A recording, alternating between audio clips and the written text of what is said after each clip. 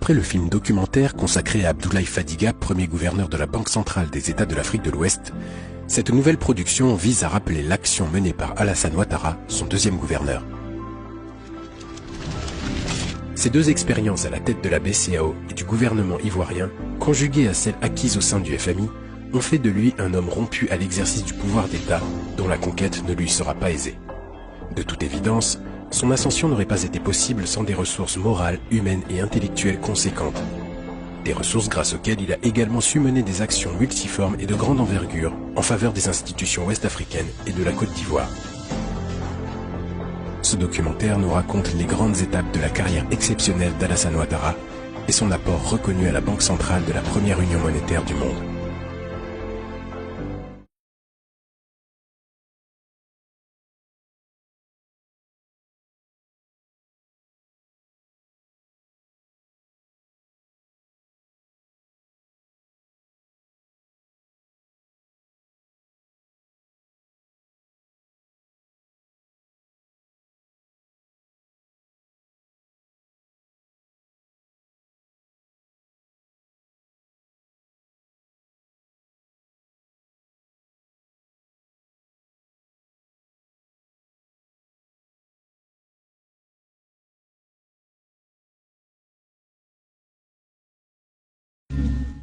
J'ai été recruté à la BCEAO, j'avais 31 ans et quelques années après, j'étais promu directeur des études, conseiller spécial du gouverneur.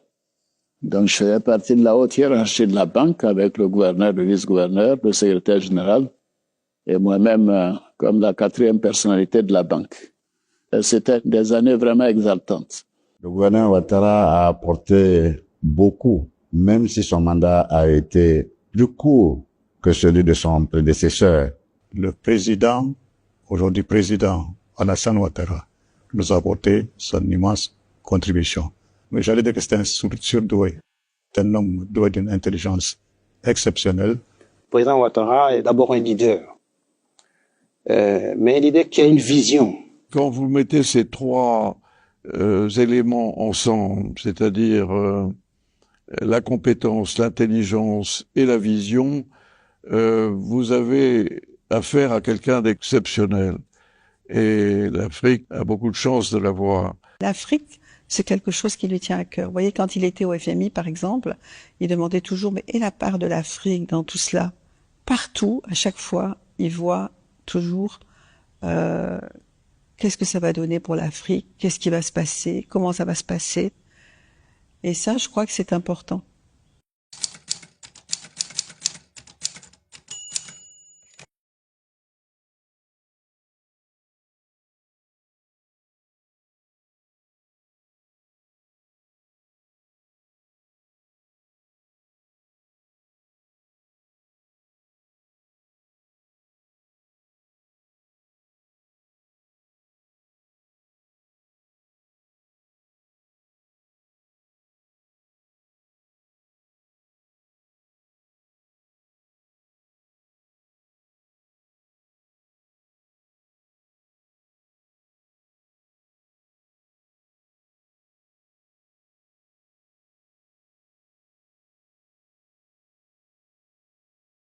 Dramane Ouattara, le père d'Alassane, est à l'époque un notable et riche commerçant établi à son compte après avoir exercé la profession d'instituteur et d'agent dans une maison de commerce, la Compagnie française de l'Afrique occidentale, la CFAO.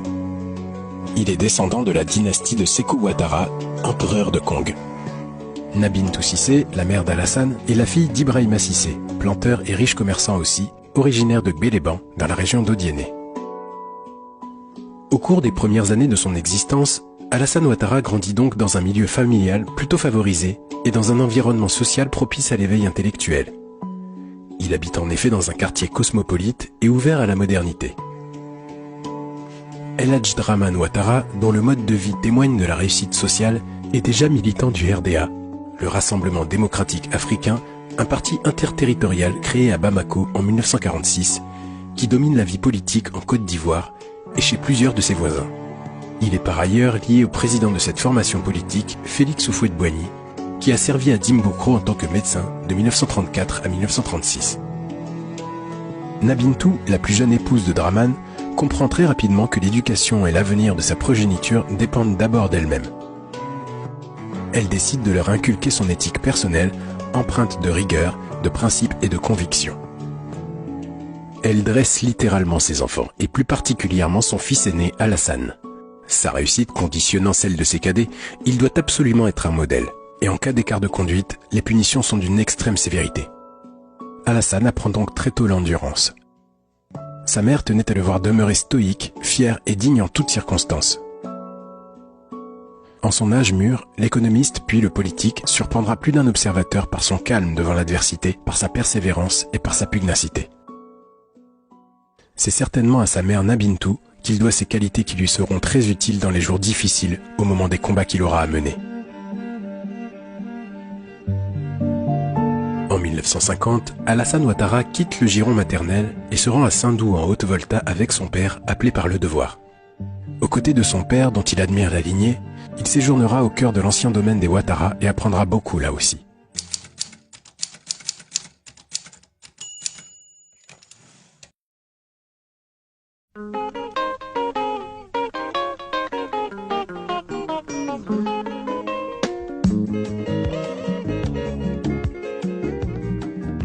Alassane Ouattara obtient brillamment son baccalauréat en mathématiques élémentaires au lycée Philippe Zinda Kaboré de Ouagadougou en 1962, ce qui lui permet d'obtenir une bourse américaine pour poursuivre ses études supérieures aux États-Unis, à Philadelphie. Là, il s'inscrit d'abord au Drexel Institute of Technology, où il opte pour la gestion des entreprises. Il obtient en juin 1965 le diplôme de Bachelor of Science in Business Administration. Il est ensuite admis à l'Université de Pennsylvanie. Fondée en 1740, cette institution fait partie de la Ivy League, une association qui regroupe les 8 universités les plus anciennes, les plus prestigieuses et les plus sélectives des États-Unis. C'est donc un véritable centre d'excellence qui accueille Alassane Ouattara en 1965. Il y excellera à son tour au point d'obtenir un poste de chargé de cours une fois son diplôme de master en sciences économiques validé en 1967. Il fait son entrée au Fonds monétaire international à Washington l'année d'après, en avril 1968, en tant qu'économiste. Ces 4 premières années passées au FMI sont une expérience inestimable pour Alassane Ouattara. Il y perfectionne ses connaissances en matière de relations économiques internationales, de gestion monétaire, financière et macroéconomique, et enfin, il y affûte ses connaissances en matière de développement également. Au service du FMI, le jeune cadre sillonne le monde en tant qu'économiste. Il visite de nombreux pays et s'enrichit de leur expérience en matière de politique économique et financière à travers les diagnostics et recommandations formulées dans le cadre des missions effectuées. En mai 1972, Alassane Ouattara décroche un doctorat d'État en sciences économiques à la Wharton School de l'Université de Pennsylvanie. Il acquiert ainsi une stature d'expert qui lui vaut d'être recruté en août 1973 par Daniel Kabou, alors directeur général adjoint de la BCAO, la Banque centrale des États de l'Afrique de l'Ouest. C'est ainsi qu'Alassane Ouattara va se consacrer à l'Union monétaire ouest-africaine et à l'Afrique.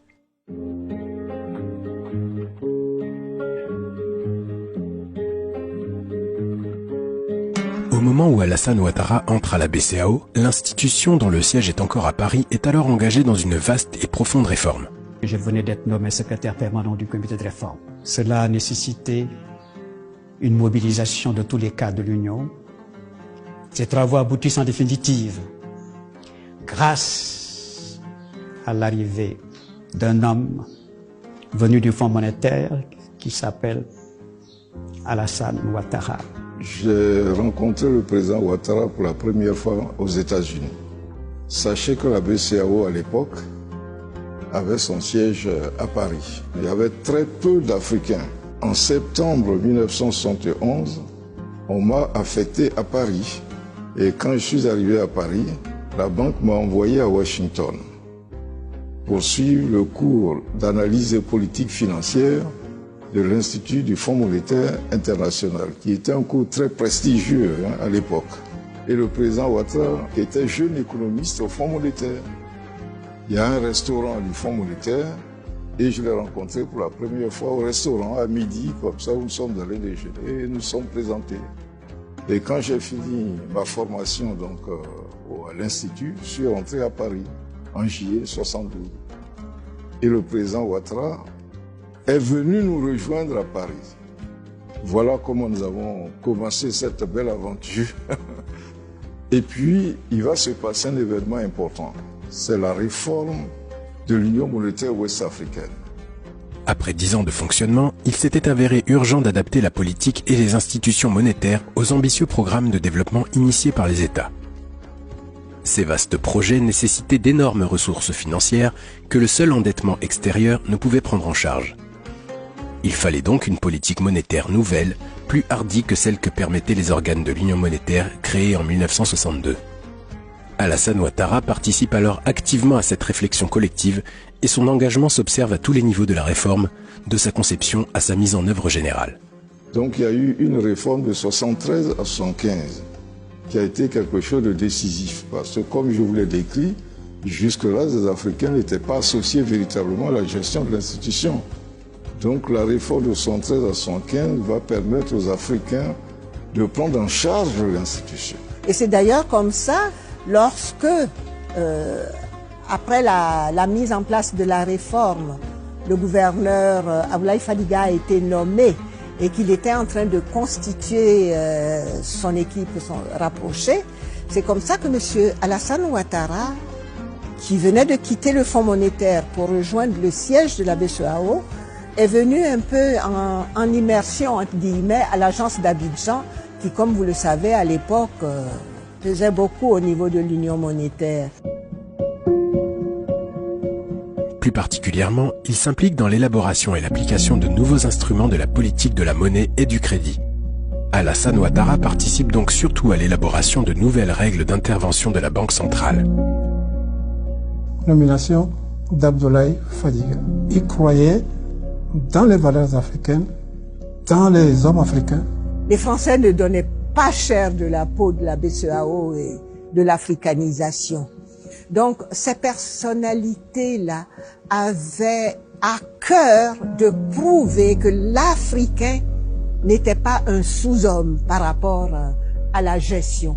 Et le gouverneur Fadiga nous disait, je vous en supplie, prenez la banque comme si c'était l'héritage. Mais c'était ce terme, hein, comme si c'était l'héritage que vos pères vous laissaient.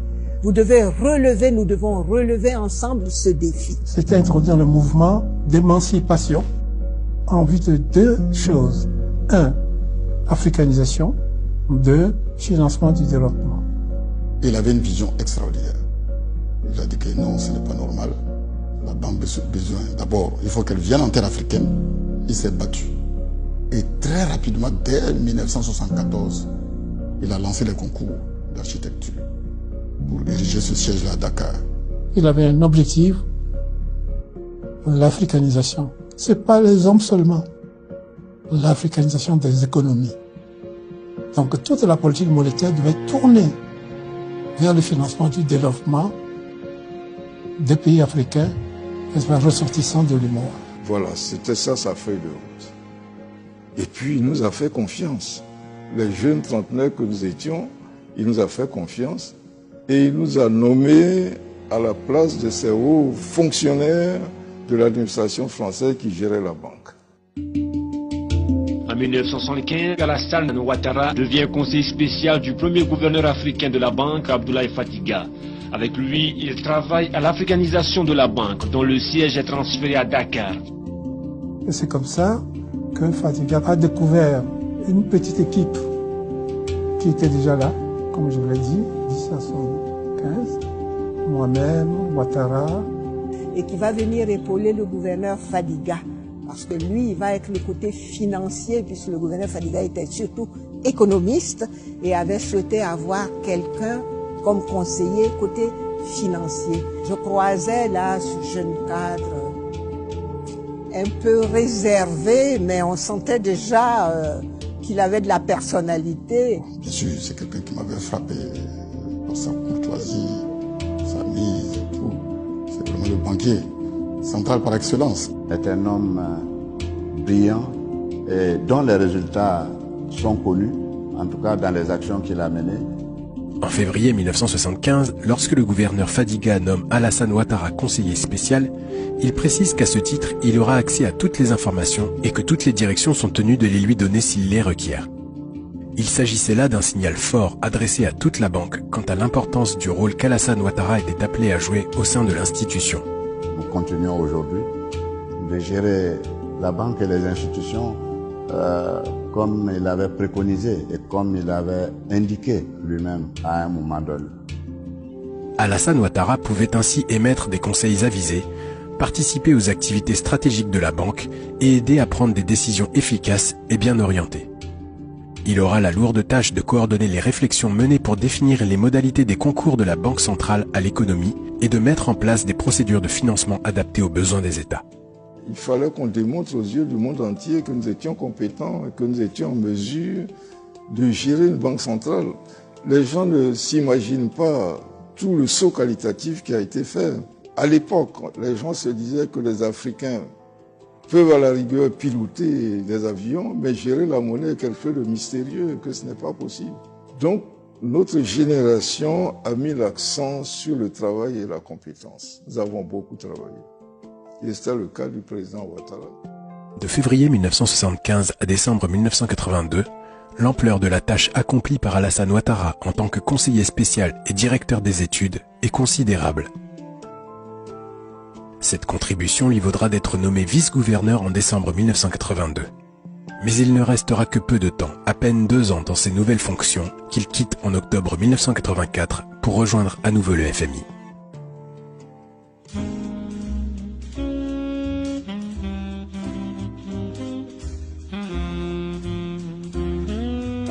Il retrouve Washington comme directeur de département Afrique au Fonds monétaire international. Sa plus grosse direction puisqu'elle regroupe 50 États membres sur les 150 que compte l'institution. Le président Ouattara est arrivé comme directeur du département Afrique du Fonds monétaire international en 1984.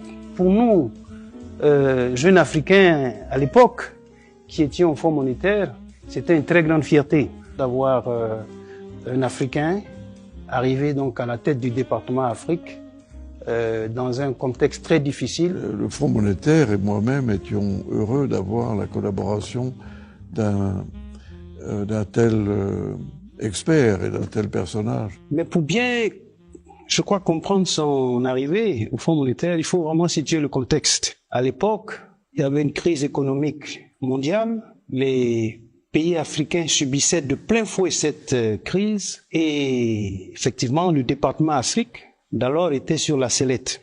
Et donc, le Fonds monétaire cherchait un homme avec la capacité de pouvoir conduire le soutien aux réformes dans les pays africains. Donc, quelqu'un qui avait bien sûr une très grande maîtrise des questions de développement économique, des questions monétaires, des questions financières, et quelqu'un qui avait effectivement également les qualités pour pouvoir conduire toute une équipe.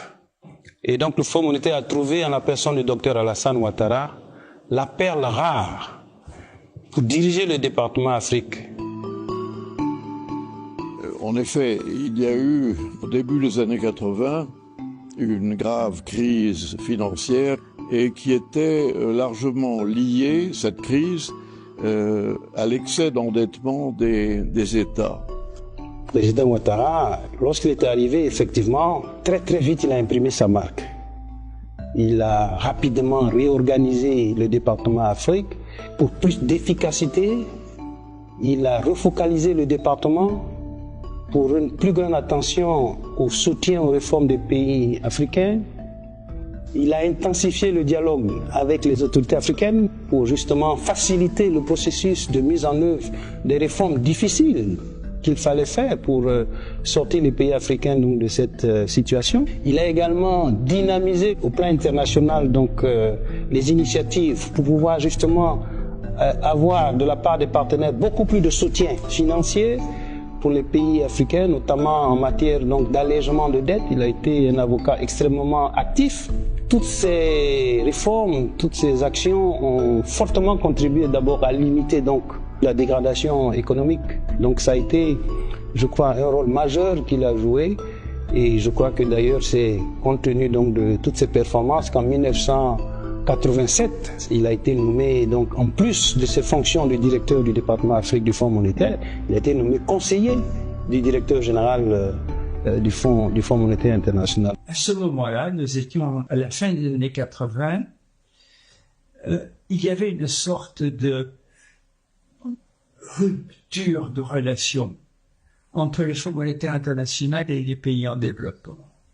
Ces pays étaient souvent dans des situations quasiment désespérées. Plusieurs d'entre eux étaient en situation de faillite, d'autres étaient étranglés par le poids de leur dette. Et malheureusement, le Fonds monétaire ne disposait pas de la possibilité de les aider, si ce n'est en leur faisant, avec des conditions sévères, tellement leur situation était difficile, en leur faisant des prêts à des taux d'intérêt favorables, mais qui ajoutaient à leur dette.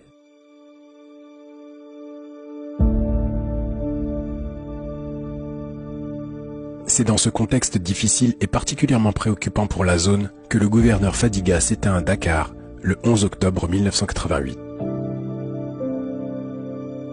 Nous étions tous en deuil, mais la question d'après se posait.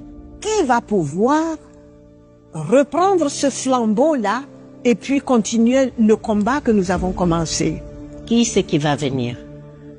Je ne suis pas sectaire, mais je me disais, j'espère qu'on ne va pas nous amener quelqu'un de l'extérieur. Et on savait que ça ne se posait pas pour d'autres États, c'est à l'intérieur de Côte d'Ivoire que la solution doit être trouvée. Donc on était dans cette supputation jusqu'à ce que fuite un peu le nom d'Alassane Ouattara. Nous sommes en octobre 1988. Alassane Ouattara est alors directeur du département Afrique du Fonds monétaire international, basé à Washington. Il est à bord du vol Air Afrique en provenance de New York, qui doit décoller de Dakar pour Abidjan. La délégation de la BCAO qui le trouve à bord pense qu'il se rend comme eux aux obsèques du gouverneur Fadiga.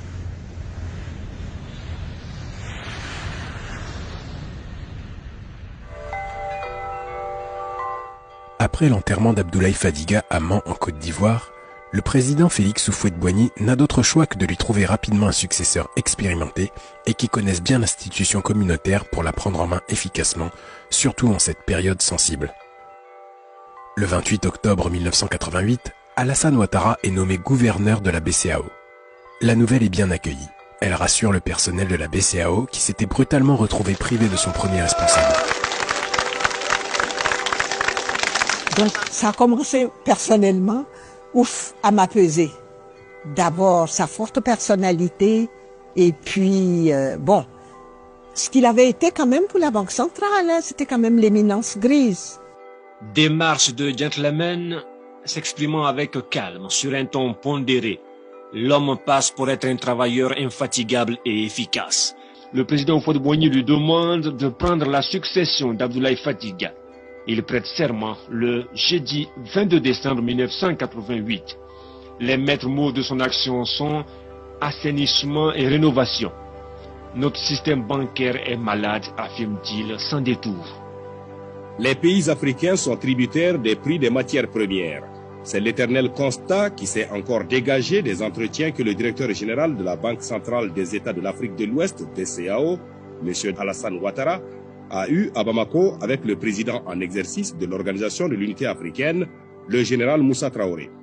Ce phénomène, ont constaté les deux interlocuteurs, pèse sur la situation d'ensemble des économies africaines et sur leur situation monétaire.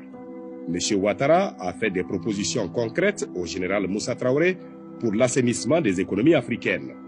J'ai indiqué au chef de l'État qu'il était important, dans une telle conjoncture, de redoubler d'efforts, d'assainir le système bancaire et de mettre l'accent sur la reconstitution des avoirs en devise de la Banque centrale.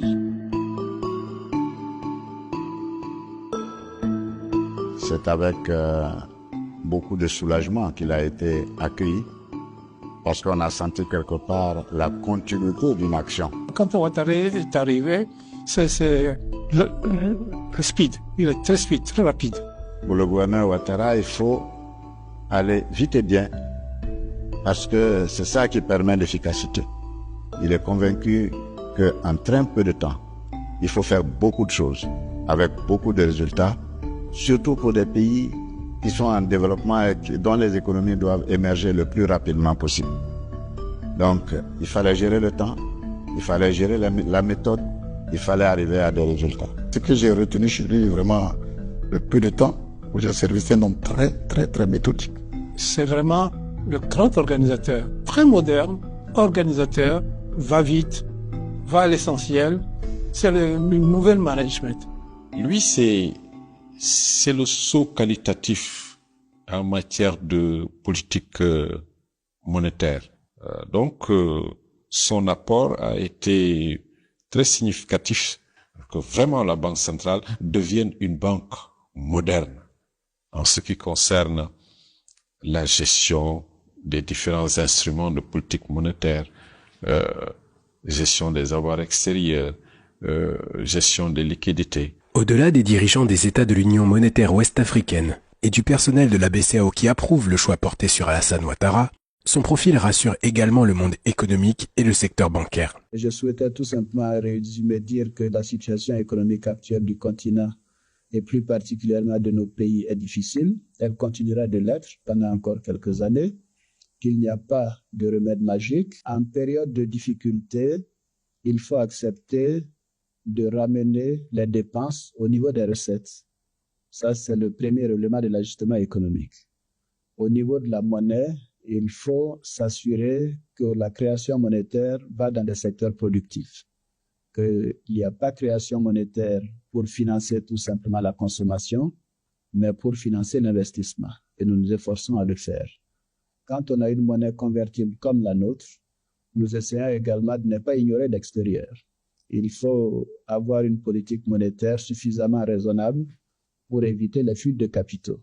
Il faut donc une politique de taux d'intérêt suffisamment active, et c'est ce que nous avons mené depuis un an. Et troisièmement, que nous ne devons pas ignorer la communauté internationale et nous devons être appuyés dans nos efforts par cette communauté.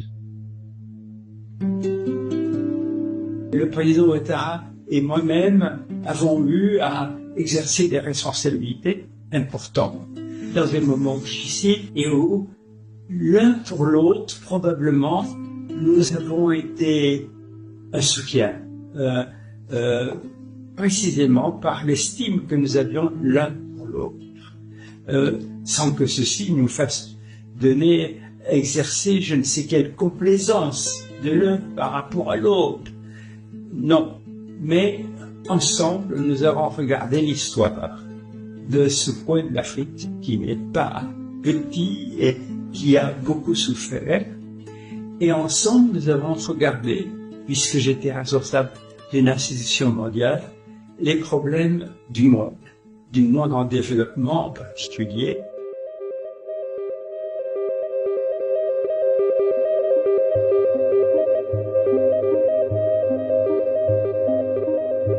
Sous l'impulsion du nouveau gouverneur Alassane Ouattara, la Banque centrale fait peau neuve.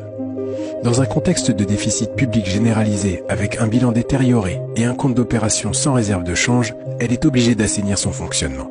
Dans les années 80, les cours de certains produits massivement transformés en Occident, comme le café ou le cacao, se sont brutalement effondrés.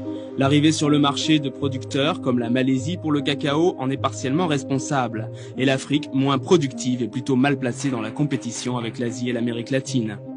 Entre la traite de 1978-79 et la traite de 61-80, nous avons perdu, rien que sur le cacao, 82 milliards.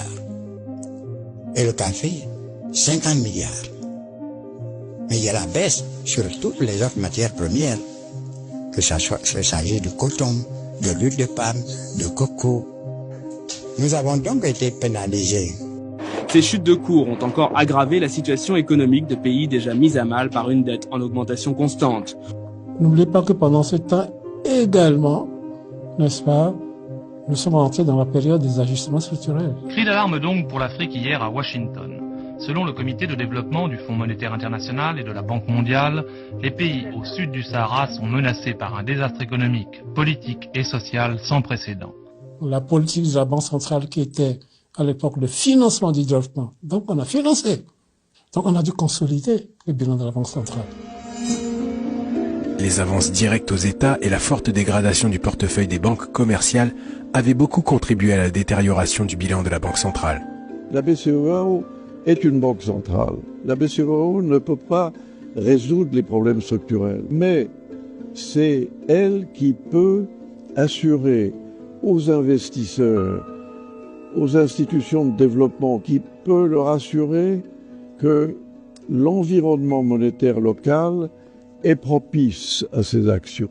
Au lieu de la monnaie au service du développement, c'était le thème majeur, n'est-ce pas, de Kabou, Kodjo, Fadiga, le financement du développement.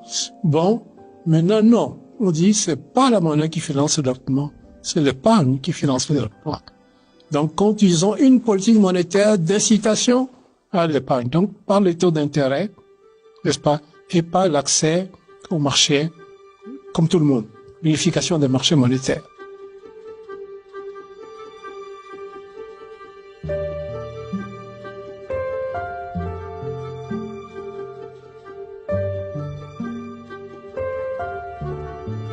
Ces réflexions amènent Alassane Ouattara, devenu gouverneur de la BCEAO, à imprimer une orientation plus orthodoxe à la gestion monétaire.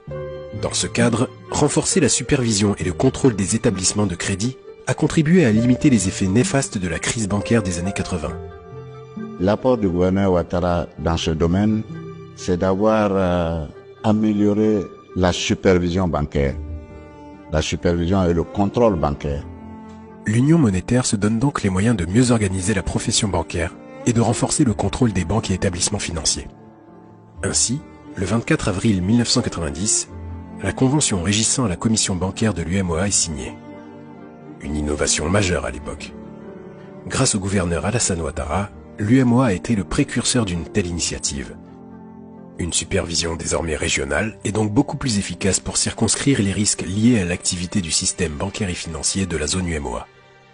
Faire de telle sorte que les banques deviennent résilientes, qu'elles aient une politique de risque beaucoup plus appropriée dans un environnement économique qui n'est pas suffisamment développé, et surtout permettre au système bancaire de pouvoir mieux connaître leur clientèle et de pouvoir mieux gérer les crédits qui sont consentis en les orientant vers les secteurs productifs pour que la croissance soit maintenue, en tout cas accélérée.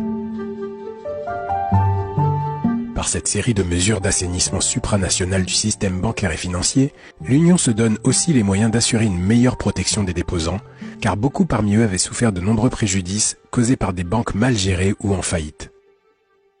Nous avons des instruments plus souples pour que les crédits d'investissement soient mis en place plus rapidement et que le financement ne pose pas de problème. Mais il ne faut pas désencadrer globalement.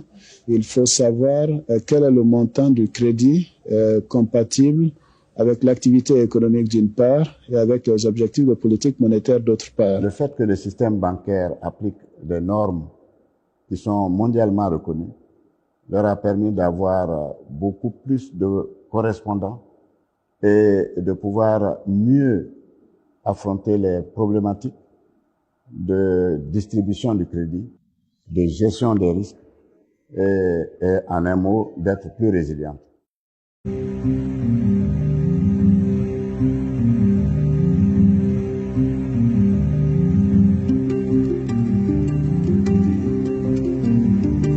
D'une réforme à l'autre, allant de celle de 1973 à celle de 1989, au sein de la BCEAO et au cœur de l'Union monétaire ouest-africaine, en alternance avec 2 séjours au FMI, Alassane Ouattara devient un expert économique et monétaire de premier plan.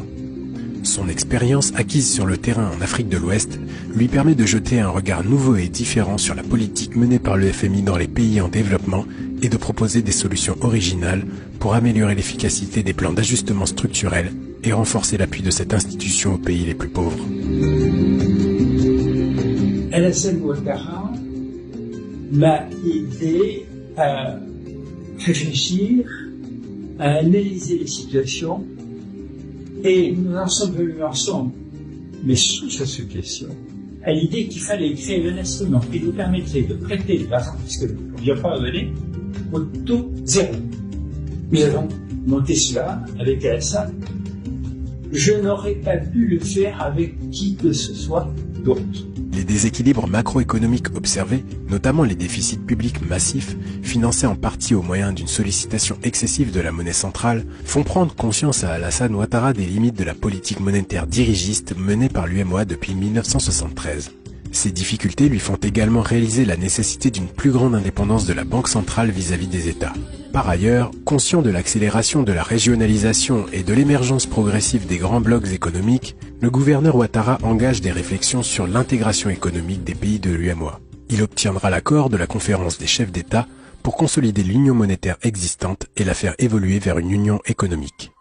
Le ministre de l'Économie et responsable des institutions de l'Union et de l'Union monétaire ouest-africaine va se retrouver dans la dernière semaine du mois de septembre à Abidjan, en Côte d'Ivoire, pour l'Assemblée générale annuelle de l'Union, l'organisation qui a pour ambition d'élargir le cadre de discussion et de se transformer en une union économique monétaire pour mieux participer à l'utilisation de la zone centrale dans l'ensemble ouest-africain. Beaucoup de pays actionnaires du Fonds monétaire considéraient que ça suffisait comme ça, et que si on veut rétablir ces pays, eh bien, austérité. Avec Alassane Ouattara notamment, nous nous sommes rendus compte que ce n'était pas possible, qu'il ne fallait pas imposer à ces populations des sacrifices supplémentaires. En revanche, que si nous trouvions le moyen d'effacer cette dette, alors il faudrait que ce soit dans des mécanismes tels que dès le lendemain, elles ne se reproduisent pas. Alors ça a été une longue agonie. Notre travail pour y parvenir a duré plusieurs années. Le prix des denrées augmente et le salaire qui diminue. Ce n'est pas fait pour arranger les choses. Alors qu'est-ce qui va se passer à votre avis? Ben, je ne sais pas. Peut-être que ça peut déclencher un mécontentement, c'est possible. Tout peut arriver. Les matières premières, les prix avaient chuté, le dollar s'était réévalué, tout allait mal dans le pays d'ailleurs. C'est tout ça qui a entraîné après la crise politique en Côte d'Ivoire, et sociale.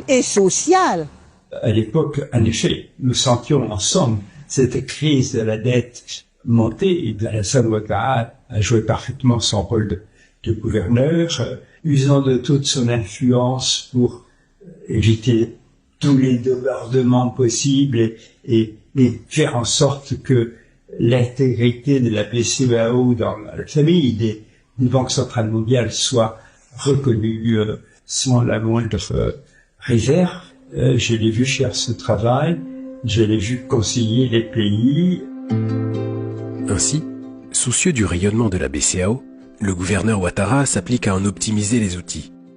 L'objectif, rendre l'institution plus efficace pour agir en faveur des économies et des populations de l'UEMOA.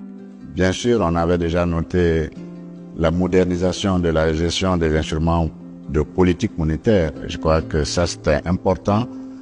Mais en plus, il y a eu l'assainissement du secteur bancaire, qui était une préoccupation à l'époque, avec toutes les difficultés que ce secteur connaissait. Mais il y a une partie de l'œuvre du gouverneur Ouattara qui n'est pas bien connue. C'est sa contribution déterminante dans la formation des élites de la Banque centrale, qui étaient appelées à prendre le relais et à continuer à donner à cette institution toute l'efficacité et surtout tout le rayonnement qu'il fallait pour une banque centrale de 8 pays en voie de développement et dont les économies devaient prendre beaucoup d'essor pour améliorer significativement les conditions de vie des populations. On travaillait, non seulement nous travaillions, nous tenions nos directions, mais nous dispensions aussi des cours au COFEB. Le président Ouattara dispensait des cours, moi aussi je dispensais des cours pour former nos jeunes cadres. Alors cette formation, elle a été à la fois efficace et elle a donné de bons résultats. Et nous avons appris à travailler, nous n'avons fait que ça, Donc c'est pas surprenant que le président de la République continue à travailler et à malmener ses ministres comme il le fait. Parce qu'on on ne sait pas faire autre chose que ça. Les ambitions du gouverneur Ouattara pour la Banque centrale et l'UMOA étaient donc vastes et prometteuses. Mais il n'aura pas le temps de mener à bien tous les projets qu'il envisageait de réaliser. Appelé par le président Félix Houphouët-Boigny, le docteur Alassane Ouattara dut encore une fois répondre à l'appel du devoir et se rendre au chevet de l'économie ivoirienne en crise, laissant le soin à ses successeurs de poursuivre les chantiers initiés. En l'occurrence, Charles Konan-Banny qui dans un premier temps sera nommé gouverneur de la BCEAO par intérim le 4 décembre 1990. Je voudrais donc remercier en votre nom le gouverneur et lui dire que nous avons apprécié tout ce qu'il a fait jusqu'à présent. Il a fait beaucoup en très peu de temps. Et nous lui savons gré d'avoir fait cela. Je voudrais également lui renouveler tout notre appui, notre soutien pour l'œuvre qu'il a accomplie. Et lui dire que nous sommes persuadés que les qualités qu'il a démontrées, que toute la nation ivoirienne découvre, mais pas nous, puisque nous le connaissons, ces qualités-là, nous en sommes fiers. Le départ du gouverneur Ouattara a été ressenti d'abord dans un premier temps comme une mission inachevée, parce qu'il avait entrepris des réformes importantes. Certaines avaient déjà été mises en œuvre, d'autres par contre n'avaient même pas encore tout à fait commencé ou étaient en cours.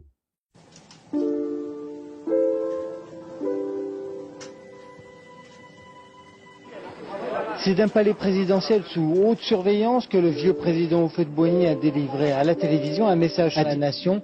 En résumé, il faut apprendre à vivre au-dessous de nos moyens, a-t-il dit aux Ivoiriens. Des mesures qui ne sont pas du tout du goût des Ivoiriens, 40% de moins dans une paye déjà ridicule, de quoi révolter plus d'un Ivoirien. Cette persistance de la crise politique et sociale est en partie liée aux propos tenus par le chef de l'État lors de son message à la nation du 15 mars 1990. Mais cette fois-ci, plus personne ne croit que le pays va sortir du tunnel. La Côte d'Ivoire est en cessation de paiement, les prix augmentent partout et les grèves tournantes affectent des secteurs clés de l'économie. Quand le président Houphouët-Boigny l'a rappelé auprès de lui pour parler d'économie, et je vous assure que maman ne voulait pas. Maman ne voulait pas du tout. Elle voulait pas. Je sais pas d'ailleurs pourquoi. Ma mère, elle disait ça parce que elle avait le pressentiment que avec le président Houphouët que ça n'allait pas bien se passer. Elle avait ce pressentiment-là. Elle voulait pas que Alassane vienne dans la politique. Elle voulait pas. Mais l'homme propose, Dieu dispose. Mais elle lui a donné ses bénédictions. Lorsque le président Félix Houphouët-Boigny fait appel au gouverneur de la BCEAO, c'est un homme affligé qu'Alassane Ouattara rejoint Abidjan en ce début du mois fatidique d'avril 1990. Il se confiera en ces termes. « Un jour, il m'a fait venir de Dakar. Je l'ai trouvé seul, tout seul et triste. Je garde encore cette image. Il m'a proposé de rentrer au pays pour l'aider. J'ai accepté quelque temps après, parce qu'un fils ne peut pas voir son père dans cet état et rester inactif. » Il a été un des enfants de Houphouët-Boigny et il s'est comporté comme un enfant digne de ce nom dans la gestion de la Côte d'Ivoire. C'est un insigne honneur que le chef de l'État me fait en me nommant président du comité interministériel chargé de la mise en œuvre du programme d'ajustement économique et social. Je vais y consacrer toute mon énergie et la plus grande partie de mon temps, puisque je demeure dans mes fonctions de gouverneur de la Banque centrale des États de l'Afrique de l'Ouest à Dakar. Notre pays traverse de très graves difficultés depuis quelque temps. J'ai proposé au chef de l'État la suspension, donc une pause dans la mise en œuvre des mesures qui ont été annoncées ces derniers jours. Ainsi, d'avril à novembre 1990, en tant que président du comité interministériel de la coordination du programme de stabilisation et de relance économique, Alassane Ouattara tente de résoudre la crise financière provoquée par la chute des cours de matières premières et par le poids de la dette extérieure. Le comité interministériel de coordination a travaillé d'arrache-pied au cours de ces 4 dernières semaines. Les négociations ont repris avec le Fonds monétaire international et la Banque mondiale. Les représentants de ces 2 institutions se sont accordés sur les objectifs du programme et sur les mesures que le gouvernement doit mettre en œuvre très rapidement pour réduire les déséquilibres financiers de notre pays, assurer la stabilité de l'économie et réduire progressivement le taux de chômage. Vous avez entendu le jeune et brillant gouverneur Alassane traiter avec compétence et sérieux le problème auquel nous trouvons malheureusement confrontés, le problème de notre développement économique et social. Il a traité avec une hauteur de vue que nous devons non seulement comprendre les uns et les autres, mais soutenir de notre compréhension, de notre confiance. Nous devons tous faciliter la tâche aux membres du gouvernement. À cet égard, il est indispensable de les laisser travailler, je dirais de nous laisser travailler, pour mieux juger notre action. Et je salue le président qui a été un homme de conception, un homme de réalisation de la vie d'un pays. Et souhaitons que continue de servir la Côte d'Ivoire avec respect, dignité et considération.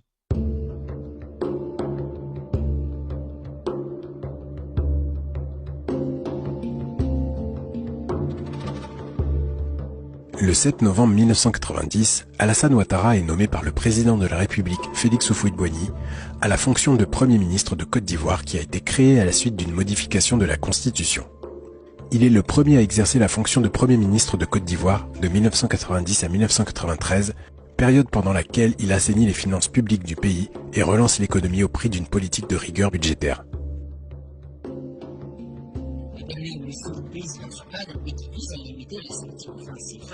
Afin de freiner l'Afrique des capitaux, commence à porter le fruit, notamment en Côte d'Ivoire, où les ministres des Finances feront le point sur l'ensemble des restructurations économiques. Je pense que le gouverneur de la BCEAO a eu l'occasion de me dire que les sorties de capitaux ont beaucoup influencé les difficultés financières de nos États. Je dirais qu'elles ont été aggravées par ces sorties qui, dont le rythme a doublé depuis un an. Pour la Côte d'Ivoire seule, nous sommes passés à un rythme mensuel de 5 milliards de rachats de billets à 10 milliards de rachats de billets par mois. Ceci est intolérable. À un moment où nous essayons de faire toutes les économies nécessaires, où nous essayons de mobiliser l'épargne, de favoriser l'investissement, de développer la privatisation pour attirer les capitaux, ne pouvons pas laisser sortir nos capitaux.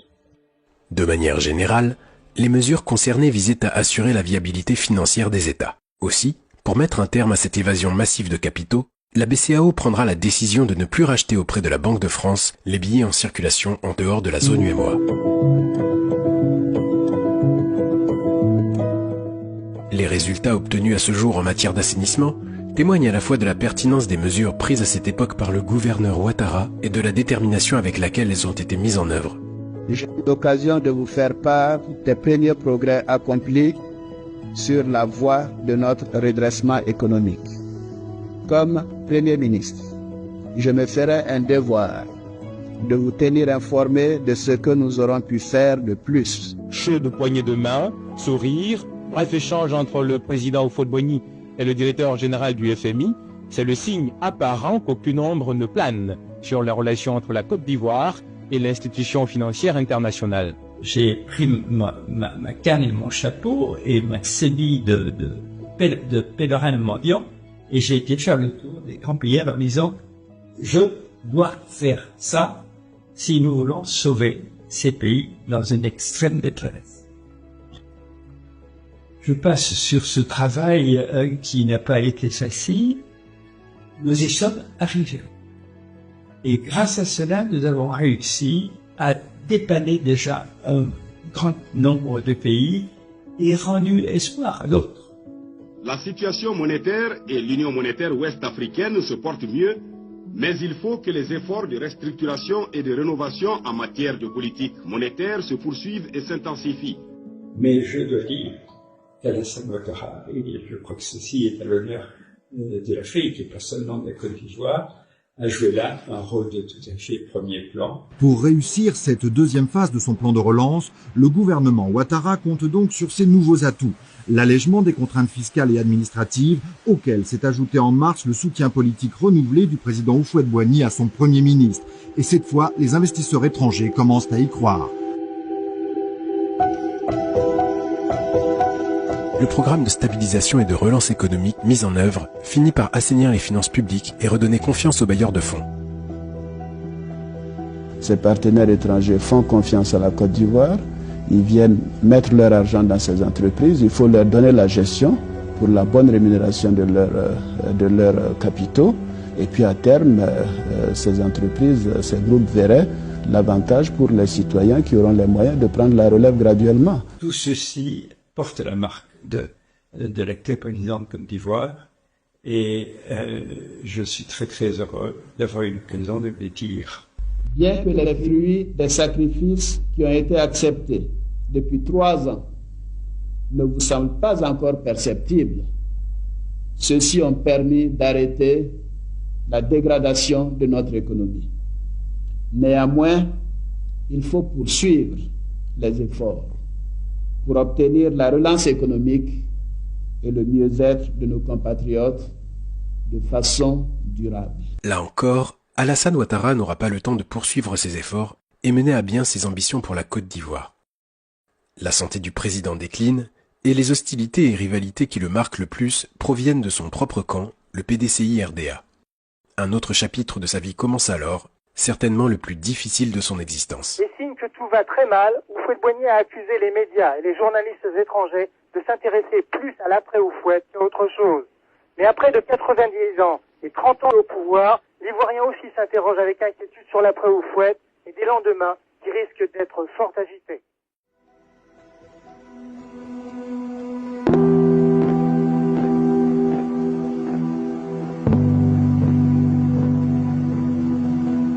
Mes chers compatriotes, nous venons d'apprendre ce matin l'information la plus cruelle de notre histoire nationale. Notre chef d'État bien-aimé n'est plus. La Côte d'Ivoire, toutes ses filles et tous ses fils se sentent orphelins.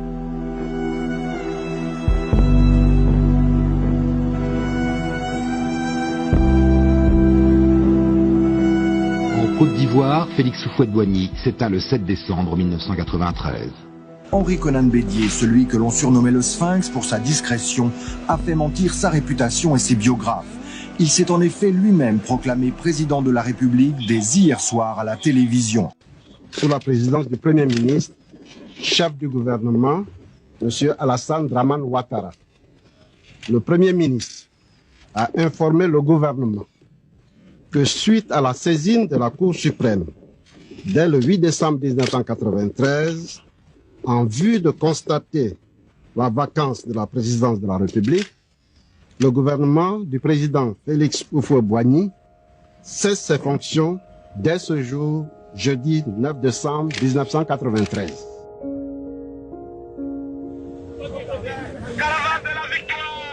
Novembre 1994, Konan Bédié est en campagne.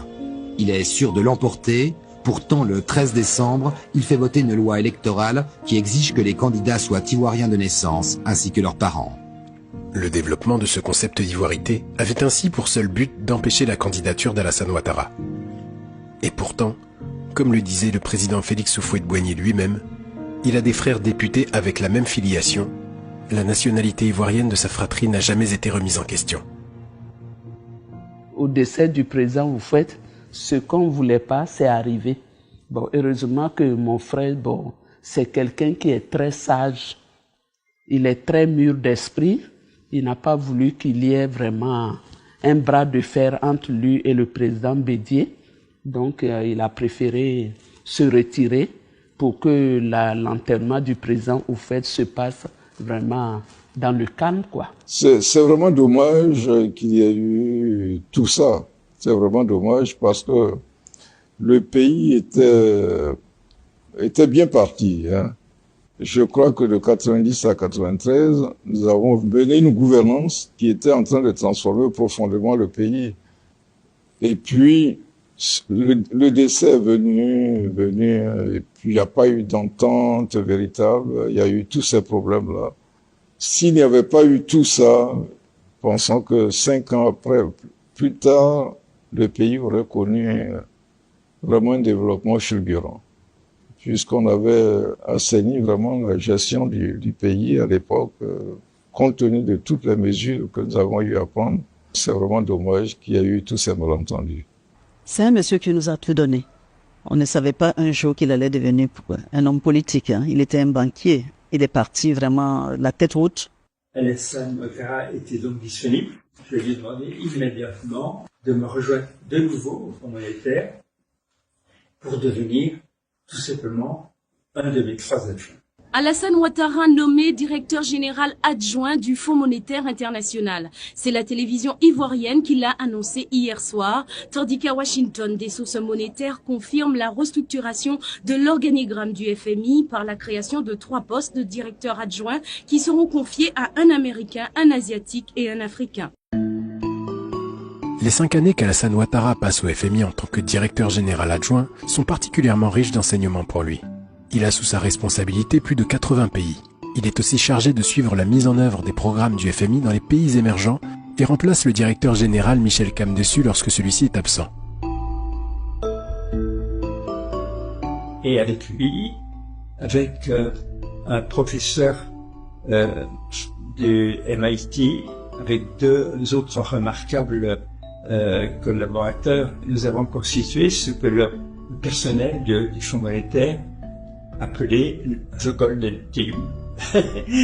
Nous avons pu faire face à la crise dramatique du Mexique, la transition de l'Union soviétique vers 15 démocraties de marché, puis est venue la crise asiatique à la fin des années 90, et là aussi, appliquant les mêmes méthodes, avec le soutien de cette équipe formidable, le travail a pu être fait.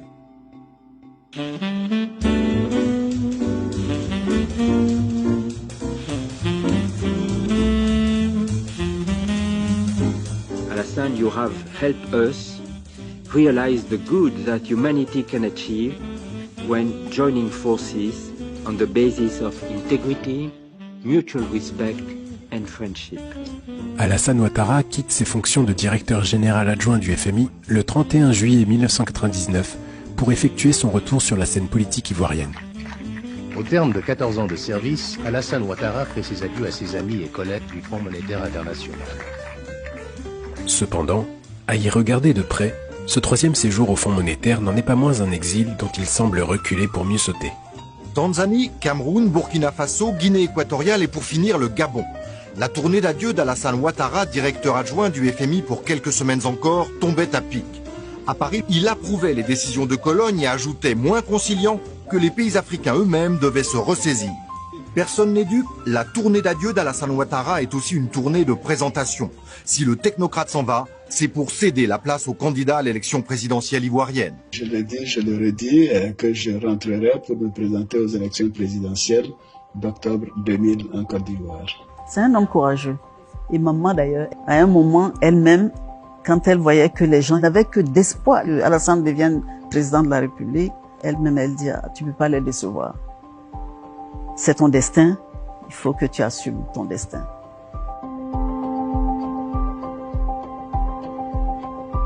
Le lendemain, il est désigné président du Rassemblement des Républicains, parti centriste et libéral fondé par le député Jenny Kobina 5 ans auparavant.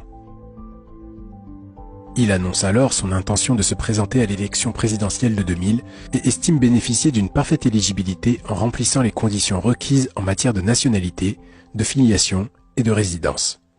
mais c'est sans compter sur la détermination des autorités en place à lui barrer le chemin.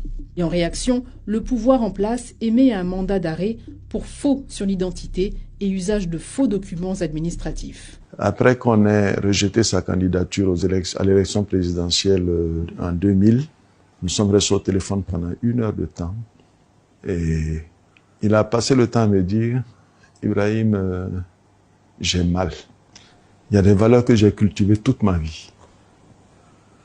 Et des gens comme le président du Conseil constitutionnel viennent fouler ça aux pieds. L'intégrité, l'honorabilité. Ils se sont même permis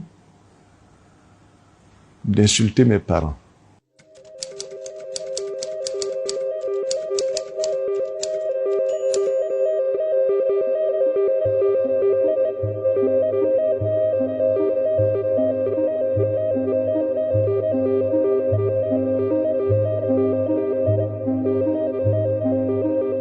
De 1999 à 2000, Alassane Ouattara devant faire face à un environnement politique de plus en plus hostile, doit endurer de nombreuses épreuves. Interrogatoire de sa mère, emprisonnement de ses proches membres du RDR, annulation de son certificat de nationalité ivoirienne, incendie de son domicile, procédure judiciaire, exil. Commence alors un isolement progressif d'Alassane Ouattara et de son parti sur l'échiquier politique national. Durant plus d'une décennie, c'est la traversée du désert. Oui, nous avons passé des moments très difficiles quand nous étions dans l'opposition, notamment en 2000, en 2002 et en 2010. 2010.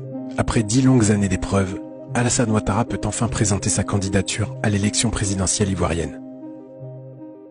Comme vous le savez, nous avons eu plusieurs épreuves à traverser et il les a toujours traversées de façon très stoïque et de façon très calme aussi. Je crois que son calme nous aidait beaucoup parce que il essayait de régler les choses très calmement. Et dans la politique, vous savez, c'est pas comme dans le milieu bancaire, c'est plus difficile. Bien sûr, on a des ennemis et donc ce n'était pas simple. Heureusement qu'il avait le soutien de sa famille parce que durant cette traversée du désert-là, nous l'a tous soutenu. Je crois que c'est ce qui l'a beaucoup aidé à continuer son combat. Avril 2011, Laurent Gbagbo est arrêté. Conscient du ressentiment qui habite alors bon nombre des partisans des deux camps, et craignant pour l'intégrité physique de son adversaire, Alassane Ouattara en appelle vigoureusement aux forces de défense pour veiller à ce qu'il ne lui soit fait aucun mal. La victoire d'Alassane Ouattara est alors reconnue par la conférence des chefs d'État de l'UMOA et par la CEDEAO. Elle est ensuite certifiée par l'Organisation des Nations Unies. Je le dis en toute franchise, c'est quelqu'un d'exceptionnel. Il est tellement soucieux de son prochain. Je vais aller plus loin. Même ses adversaires politiques, il fait preuve de compréhension que vous ne pouvez pas imaginer. Les gens lui font des choses et il pardonne. C'est quelqu'un qui pardonne. Notre mère disait que, je vais vous dire en langue et puis je vais vous traduire ça. Alassane Dussou Faranibé Kodjougou. Ça veut dire que Alassane, il pardonne trop.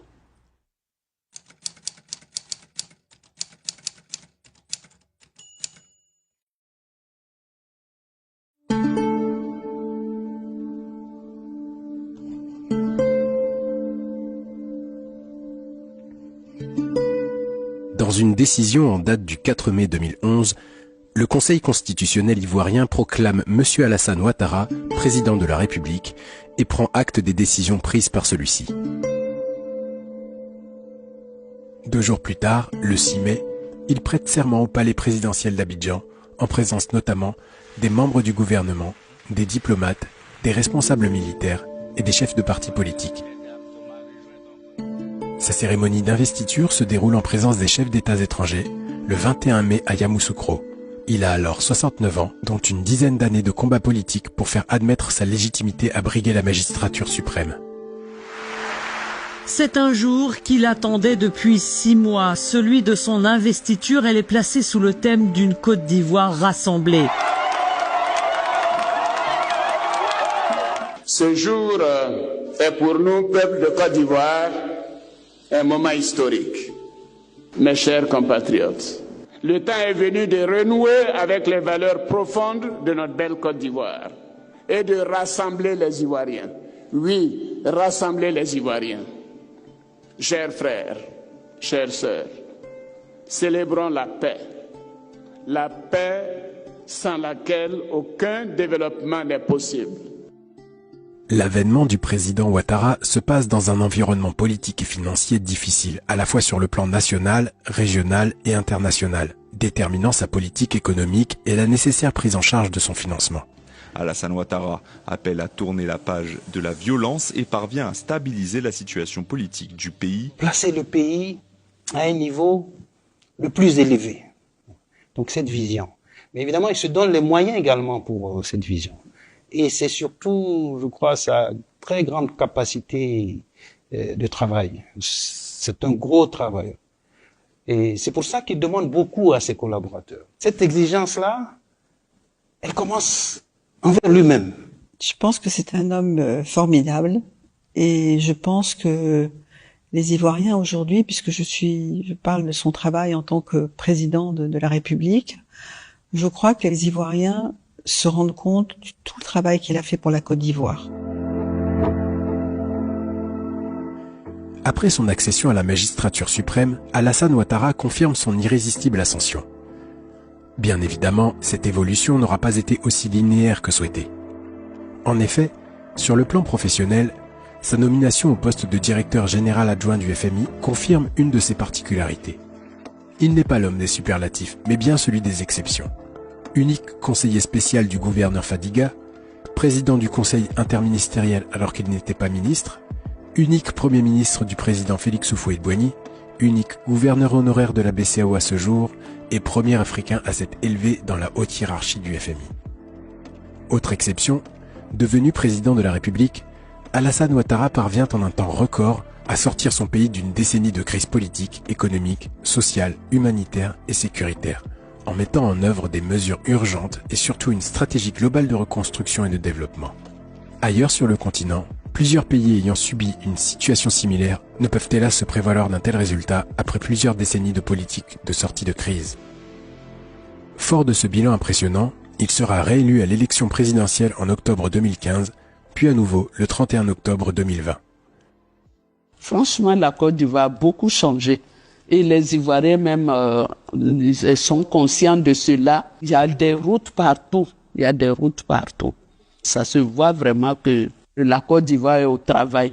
Aujourd'hui, la Côte d'Ivoire n'est plus ce que la Côte d'Ivoire était il y a 15 ans, par exemple. Vraiment, tout le monde le dit, tous ceux qui viennent. D'ailleurs, aujourd'hui, notre pays est devenu un pays où beaucoup de gens viennent, qui viennent en vacances, qui viennent pour les affaires, qui viennent pour investir. Et ça, je pense que c'est à Alassane qu'on le doit.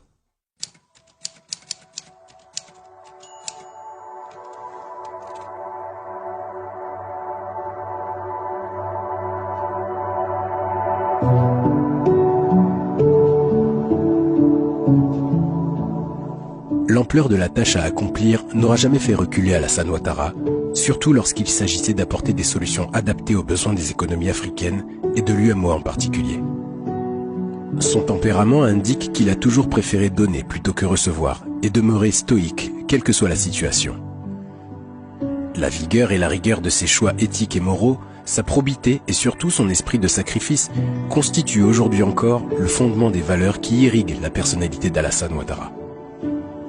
Des valeurs qui lui ont permis de se hisser au fil du temps au sommet des institutions prestigieuses qu'il a servies avec une grande abnégation et à partir desquelles il a réalisé les prouesses dont il avait rêvé. D'abord pour la BCEAO et l'Union économique et monétaire ouest-africaine, ensuite pour l'Afrique à partir du Fonds monétaire international et enfin pour la Côte d'Ivoire comme Premier ministre et Président de la République. Économiste ambitieux et visionnaire, infatigable apôtre de l'excellence, aujourd'hui président de la République de la première économie de l'UEMOA, le docteur Alassane Ouattara aura ainsi démontré par son parcours hors du commun que jamais n'ont marché ensemble la gloire et le repos. Un autre message fort destiné à nourrir la culture du travail et inspirer les générations futures de la Banque centrale, dont le deuxième gouverneur est un autre modèle à perpétuer. La vision et l'héritage du président Alassane Ouattara, premier gouverneur honoraire de la BCEAO, demeurent bien conservés.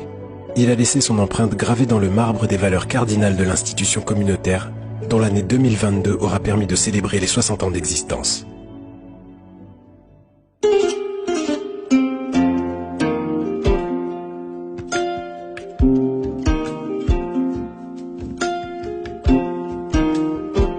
Ce que je peux dire de mon frère, le président Alassane Ouattara, c'est que c'est un homme d'une très grande sensibilité. Il sait où il va dans tout ce qu'il fait. Je pense qu'il a ceci de particulier, c'est que quand un acte est posé, il est mûrement réfléchi. Cette période-là de ma vie est une période qui a été éclairée, enrichie, rendue possible par l'amitié qui s'est nouée entre Alassane Ouattara et moi. Quand il est là, deux fois, il sort de sa chambre, il vient, il dit « Ah, aujourd'hui, j'ai passé une bonne journée. » Tu penses qu'il va te dire que j'ai rencontré telle personne, bien ceci?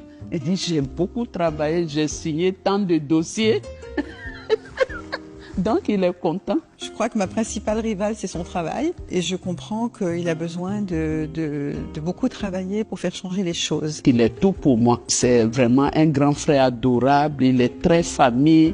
Il aime sa famille. Vraiment, il est très humain. J'aime trop mon frère. Alassane est notre père. Vraiment, il est tout pour nous. Il nous a épaulés. Il a même épaulé nos enfants. Disons que notre père avait un âge certain quand nous avons commencé à être majeurs, et il a fallu quelqu'un pour quand même nous prendre en charge. Et Alassane a été cette personne qui nous a pris en charge. On ne le voit pas en tant que président de la République, on ne le voit pas en tant que grand frère, mais on le voit en tant que père. C'est quelqu'un qui a été très attaché. Il aime vraiment son pays. Sinon, ce qu'il a traversé, si c'est pas quelqu'un qui aime son pays, depuis longtemps, il aurait dû laisser la Côte d'Ivoire et puis aller se chercher ailleurs, d'après les Ivoiriens. Mais c'est quelqu'un qui est patriote. Il a fait beaucoup de sacrifices pour la Côte d'Ivoire. Ah oui, il est très amoureux de son pays, ça c'est sûr. Amoureux de son pays, je ne sais pas si c'est le terme, mais je dirais que il aime vraiment son pays. Il aime son pays. Je ne pense pas que il pourrait faire plus pour rendre service à son pays que ce qu'il fait actuellement. Vraiment.